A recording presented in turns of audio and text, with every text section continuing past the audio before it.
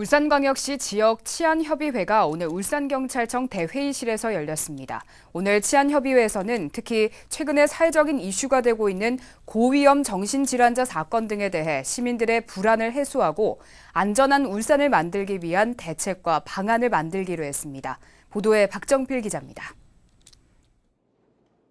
울산광역시 지역치안협의회 정기총회에서 다뤄진 안건은 모두 4가지. 폴리스존 운영 활성화와 정신질환자 보호 강화, 고령 운전면허 자진 반납 지원 강화, 교통안전정책 추진 등 모두 최근 사회적 문제가 되고 있는 사안들입니다. 이 가운데 집중 논의가 이루어진 것은 정신질환자 보호 강화와 노인 운전 면허 자진 반납 제도 시행, 특히 최근 진주 방화 사건 등 고위험 정신질환자 관련 사건을 예방하기 위해서는 환자 보호와 기관 간의 협업 강화 방안을 마련하자는 데 의견을 모았습니다. 시민 불안 요소를 사전에 해소하기 위해 기관별로 상호 논의하고 보완하기로 했습니다. 지난 1월 22일 경찰과 시 정신건강센터에서 정신질환자 보호조치를 위한 업무 협업을 근간으로 최근에 급증하고 있는 정신질환자 범죄에 대한 논의를 하였습니다. 미흡한 부분은 상호 논의를 통해 보완해 나가도록 하겠습니다.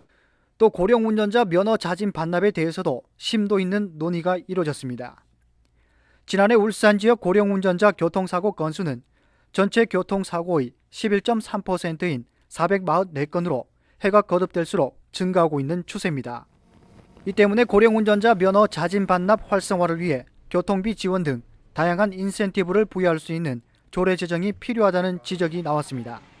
울산시는 어르신 교통안전을 확보하기 위해 노인보호구역 확대, 운전면허 자진 반납, 고령 운전자에게 교통비 지원 등 다각적인 개선 방안을 강구하고 있습니다.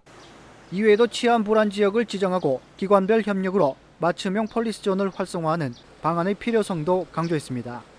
교통사고 사망자를 줄이기 위한 속도 5030 정책 추진과 교통안전시설 개선 등 사람 우선 교통 문화를 확산하기로 했습니다. 무엇보다 관계기관과 시민사회단체가 힘을 모아 안전하고 살기 좋은 지역 공동체 치안 활성화를 위한 보다 체계적인 제도 마련이 시급한 것으로 지적됐습니다.